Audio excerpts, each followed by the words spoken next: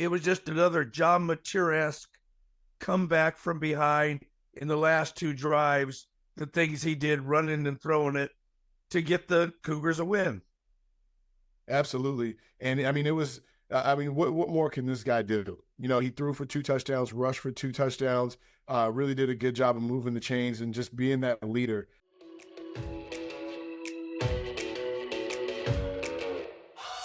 Good evening and welcome to Pac-12 After Dark. I am Erik Coleman, joined by Coach Nick Aliotti. We are going to discuss everything that happened in the Pac this weekend.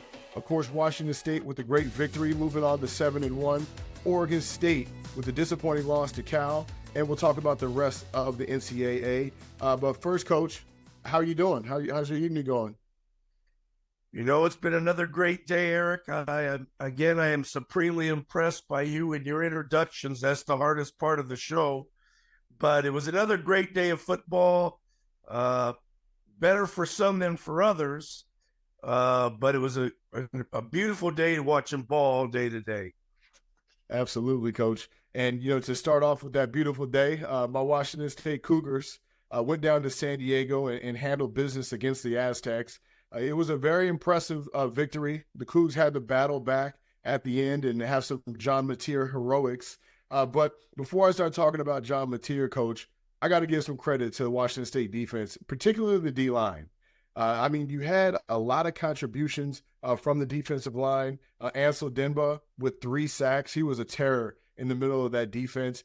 They've been creating a lot of pressure. I think Thornton and Al Ugba have become a great linebacking duo. They've done a great job of, in the pass game, in the run game, running that field. So we always talk about guys like Ethan O'Connor, Tyson Durant, the playmakers in the back end, but those guys up front have been doing one heck of a job.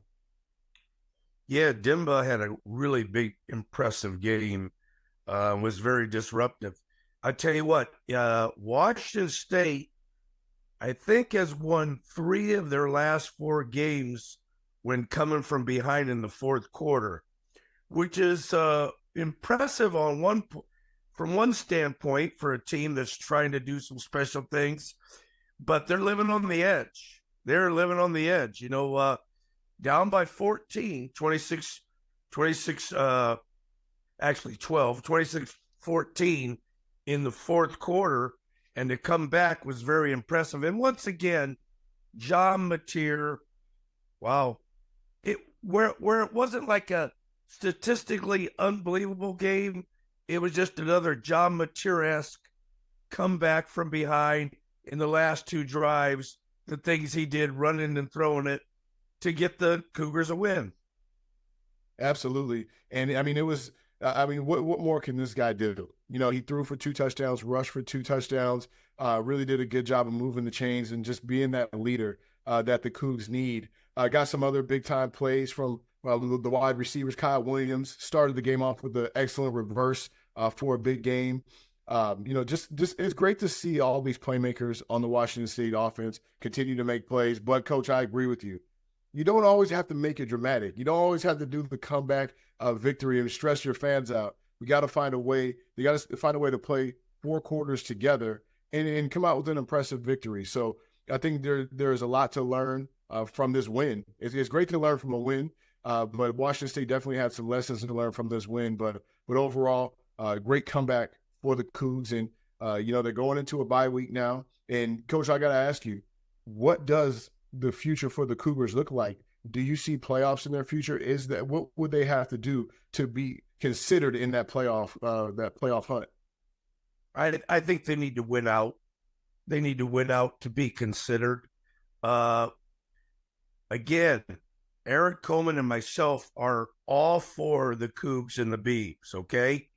But Coach Al sometimes gets himself in trouble because he tries to be very real. No phoniness. And right now, I think the Cougs need to win out, need to go 11-1 to get into the playoffs. I thought, despite their comeback yesterday, in my opinion, humble opinion, that was the worst they looked. They didn't look as focused and ready to play, but they did get the win, and I'm happy for that. But as I look, I'm giving you a long-winded answer, as I look at the teams that are ranked in the top 25, and I did that this last night when things were over with. I would have to say, and you don't win the game on paper, there's about 15 to 17 teams that I think are better than the Cougars at this point. So win out, and we'll see. Yeah, absolutely. You went out and, you end the season with one loss. You got to be in the discussion. Yes, you're not in one of the power conferences right now, but if you went out and handle your business, take care of who's in front of you, then Washington State can definitely be in that conversation. Coach, going into the bye week for the Cougs, what are some things that Washington State needs to work on? In my opinion, it's somehow establishing the run game without John Mateer, being consistent in that run game. But, Coach, what are some suggestions that you have for the Cougs going into the bye? Well, I'm big on always having a good run game. I don't know what it is as far as one glaring thing. I just have noticed that they are starting slower than they were earlier, and they just didn't look ready yesterday. They didn't, and I wish I could sit here and say, put my finger on it. They just didn't look ready, and I thought they were very lucky to win because let's face it, San Diego State, I think they've scored 27 points once against somebody. Well, they're just not a very good offense, San Diego State. And for Washington State to give up 26 was not overall impressive. So I don't have one thing to put my finger on. It just was a general feeling in watching games all day and then watching the Cougs play. Something was missing. Yeah, Coach, I agree. I think that Washington State at times relies on their athletic ability, on just being better than teams. And this is a game where it looked like Washington State just out-athleted San Diego State. They had better players on the field. And they got complacent at one point in time and had to turn it back on. But the problem is, Coach, when you're playing a good team, when you give up, you're in a 2-score game, some of those good teams are going to wrap the game up. And so Washington State has to figure out a way to kind of keep those games close. And when you're playing a team below you, you got to expose them and create that separation and break their will to win early. So I think going back to the fundamentals for Washington State are key, trying to figure out a way to get healthy, establish that run game. And, we saw it against Boise State. The run defense is always going to be a factor down the stretch as we get later into the season. So those are some things I think the Cougs need to work on. But make sure you stay with us because when we come back, we're going to move on from the Cougs. We're going to talk about the Beavers. So stay tuned with us in Pac-12 After Dark.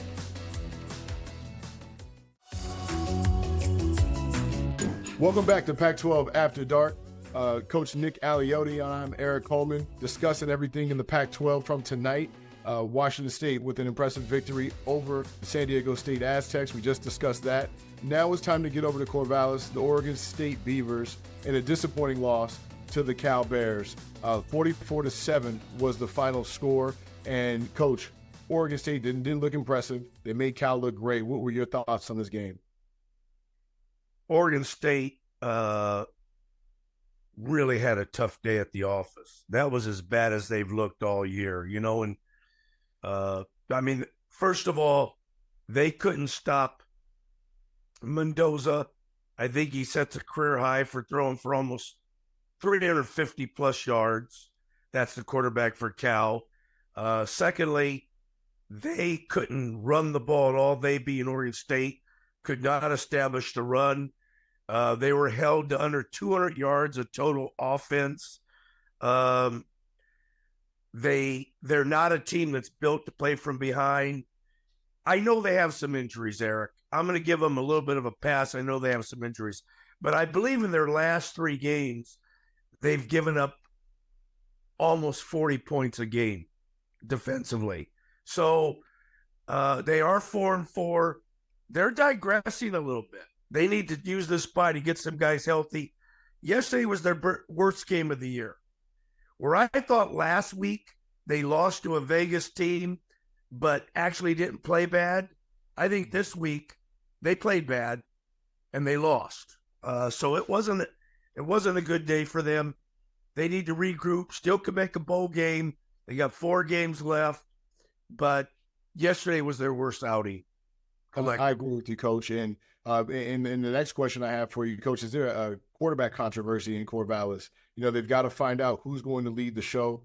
At quarterback yesterday, Ben Goldbranson, 11 for 20, 131 yards. Giovanni McCoy, 2 for 5 for 3 yards passing. Jabari Johnson, 1 for 2 for 6 yards passing. Coach, where do they go from here at the quarterback position? Understanding that, listen, we're not being efficient enough, and we need some production from there. Well, it's interesting you mentioned that. If you remember, you and I have talked, and I have specifically stated that Oregon State has not been able to be a team that can throw the ball down the field. And if they ever get behind throwing the ball, they just don't threaten you down the field very much. It's dink and dunk. So defenses play tight to the box. They stuff your run, which Cal did yesterday. And now you're forced to throw. They're forced to throw on 3rd and 8+. And that's not a recipe for success. Now, do I think there's a quarterback controversy? No. I think that Goldbranson came in because he's the best thrower of the 3, and they were down so much that they knew they were going to have to throw.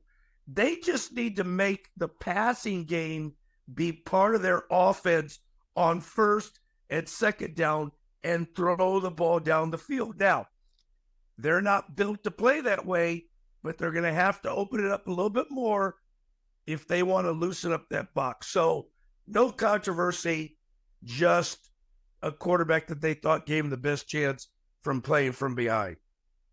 Yeah, Coach, I agree with you. And, when you play against those good teams, they're going to make you play left-handed. Meaning they're going to take away your strength and force you to beat them the other way. And for Cal, it seemed like they really did a good job of loading up the box, stopping that run, committing to stopping the run, and making the Bears beat them in the air. And that's just not the way that the Beavers run their offense. They are a complementary offense off the run game. They run the football and set up the pass off of that. So I agree with you, Coach, that Goldbranson was the best option throwing the football. And for the Beavs on defense, it definitely wasn't a good performance, giving up 44 points.